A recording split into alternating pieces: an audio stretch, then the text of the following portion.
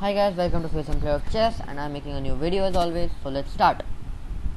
And today the video is especially for the Magnus Carlsen is not good party, because this is Magnus Carlsen blundering a queen from the black pieces, and white places Karjik and Sergey. And if any which country is this? Yeah, Russian players are there who are watching this video. Please tell me how to pronounce it correctly. The letters not in Russian but in English, like Sergey, so like Surjey, and if it's Sergey, then the Surgey. That get that right? Sergey and C. I don't know. Okay, that's right. And then this we get, and now white is slightly winning. Okay, now the reason, I guess, here after this, I don't know what happened to Magnus Carlsen. He was disrespecting Karjik and Sergey because he plays knight c6. He sometimes plays the knight c6 lines. He sometimes plays knight f3, playing the Petrov, but he never plays this, and so it's disrespecting him because of three reasons. Two reasons. One, he thinks that Karjik and Sergey is gonna get over hyper aggressive and then just blunder some pieces. That's straight up disrespecting. Second, due to the rating difference. I mean, if Karjik and Sergey was a 2770, then he would not have done that, because he's like 170 something rating less, so like 180, 178 rating less, then yeah, not gonna work. That's what Magnus Carlsen thought. Now he's developing, but the pawn in the center, that's a big thing. And now you see that thing. Like, there's a problem here. At this position, for example, I'm just making mine. Okay, so I'm letting me do it. I don't know why. Let me go there. Okay, yeah. Europe's okay, so I'm letting me do it. Okay. Oh, it's white. Okay. For example, what happens again? G3. And for example, you play a move like this. Then what? Knight x-knight, 1x1. And due to the horrible pawn structure, white is winning. Look, white is slightly winning, but in an endgame, like for example, I don't know how the queen get traded, knights get traded, rooks get traded, bishops get traded, everything gets traded, only pawns are left on the board, or one pair of bishops are left, and one pair, like one bishop for each is left, and yeah, it'll be good.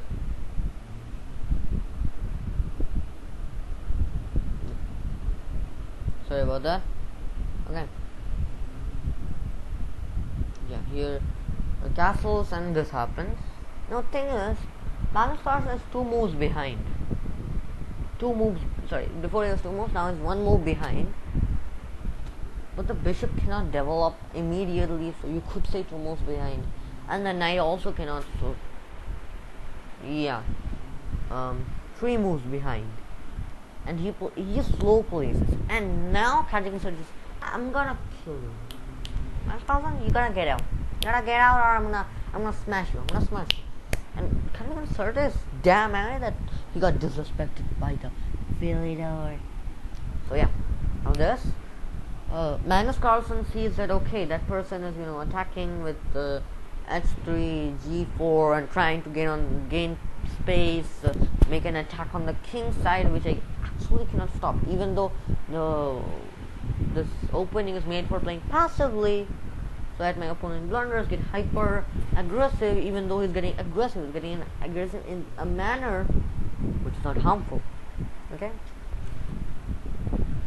and he's outplaying Magnus Carlsen for the opening. And Magnus Carlsen making a lot of progress by trying to somehow stabilize on the like he's trying to stabilize and get in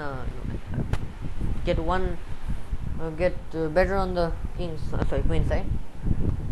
As Karjik and Sergey is playing on the king side, so he needs to. You're considering on one place, it's kind of tough to consider on the other side of the board. Okay, so now he goes back I actually cannot tell. Maybe he wants to go to knight b3, knight b4, knight b4. I actually don't know.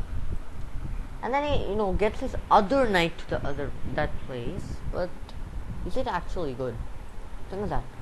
It's actually not good. And rook comes in, and if I just go there, white is much better.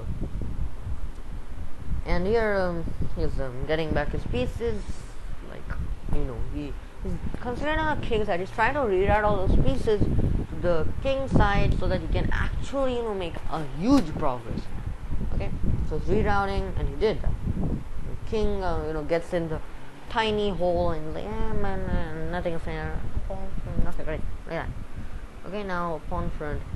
This position, should me to play from white, I would have resigned the game immediately. Okay, from the black pieces, I would resign this immediately. Just horrible. This is horrible. I mean, you have almost no development. Your dark squared bishop is the worst bishop almost in history because of the knights. Even though it should be very good, because most of the pawns are in light squares, so it's very bad. And though most of the pawns of white is on dark squares, the dark squared bishop is awesome. And remember, the c6 knight, c5 knight is hanging, not c6, c5 knight is hanging. So he's protecting it, but in the, he's protecting and undefending something. He has to make a major choice, like very tough. He doesn't want to undevelop, and now he makes here and here. Oh my! Karjikin Sergey unravels a savage thing. Now why is it savage? You're like, he's moving a pawn front. What's so savage about it? He's planning bishop h3. Okay, for example, I can play the move the king here. Bishop here, the queen trapped. Because of the pawns, you cannot go back. So you have to sacrifice for the bishop, and then you will lose the game very shortly. So that's certainly not it, right? So after this, he goes behind. He's like, now if you gave me this position from black, I would have resigned, and if I wouldn't at this position, I would have gone with back and done. I would have done some reroute and got it back. I don't know. I mean, I don't know. I just would have played this position. I would have just played this position. But yeah. I don't know why this, okay. So now this, and he's not going bam bam bam, I'll get a queen, I'm very happy. He's like, okay, let me get my pieces to the action, and then let's have fun. He's like that, okay. And this is, and now he's attacking the queen, and now it's a problem. Pawn takes bishop, which happened in the game, and queen goes to the side. You need to sack it. You need to sacrifice it now. And now if I go to the eval basic, white is much better. Okay? And now this. Actually, it's a very savage tactic. For example, you just go back. For example, and that's sorry. Yeah. I said by mistake. If you go with your knight back, then pawn. What is that? What do you recommend? What? Computer says what I said was losing for some reason. It just goes from plus whatever to minus whatever. I don't know why. Maybe this? No, not even that. I don't know. I seriously don't know what would happen, but the main idea is to lock the king down. Okay, yeah. He will take the pawn. Oh. And Magnus Carlsen gives a check, but it seriously doesn't help. He is not going to, nobody's going to spare him. Okay? Takes. Well lost. If I go to the eval bar, it's plus 4 for white. White's advantage. And now, not now. Okay, now it's not savage. Yeah, here, you are down 2 points of material. Not 2, actually. Yeah, 2 points of material. Actually. If you do the calculations, 10 plus 6, 16 versus 9 plus 5, 14. Okay? If you do all the calculations, very good, you're very good at math. But that means shouldn't white be losing? No. Absolutely no. Look at that move. Okay? The first time I was recording, I need to re-record this because I did not understand that move. Now the thread is like, for example, you say I am so smart, I'll take that one. It's made in some moves, right? Yes, made in 2. Take, check, mate. How's that? And I guess Magnus Carlsen missed this move, and that is why he needs to sacrifice his rook, if I'm not wrong. Yeah, that's what happened. And now this is just over. And he played this, and yeah. It is like, okay, I'll get some pawns, and he's just trying to get on time now. He's like, okay, time's my only gamble, let's do this. Okay. And after some moves, he's just playing moves, and he trades rooks. That's very heartbreaking that he traded rooks. If he did not, he still had a little chance, but he traded rooks, and you lose this in your Fed. If you're like 1500, you should 1700 you should leave chess until you make a touch blunder or lose on time. Okay, then takes pawn, and now he's like, I'm gonna go for that now. And he also attacks the knight.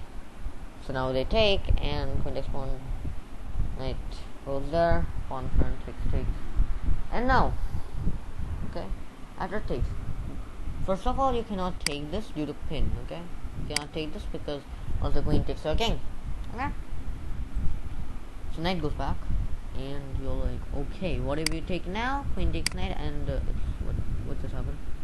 Outdated. Why does it just happen? Like from here, it's like outdated. Like pawn takes pawn is outdated for some reason. Then queen takes knight, and this is only one. Yeah, this is only one. Okay. This is only one. If I'm not wrong, yeah, this is only one. I said that 4 times. Okay, so that's why you cannot take that pawn until the end. That pawn stays in, and after this, oh, this is what I made. Seriously, this yeah, like now here Magnus Carlsen resigned. Sergey wins the match. Can you believe that? Against World Grandmaster. Now why did he resign? For example, he goes there, this, and then this, and this is over. I mean, what are you gonna play? Can't even promote. It's a heartbreaking match for Magnus Carlsen. I mean, was for Magnus Carlsen, but hilarious how the smallest of underestimating can completely change the result of the match. I think this would be either a draw or win for Magnus Carlsen, but he disrespected Sergey, and that that heat, that anger resulted in a totally magnificent game for us, at least. And if you wonder what like for example, the push, then check, king there, check, and sorry, that was a touch blunder, of course.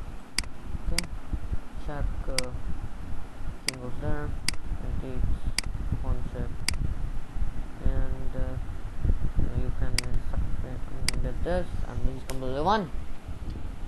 Thank you for watching, and let us meet in the next video for exciting videos like this. Thank you, and bye.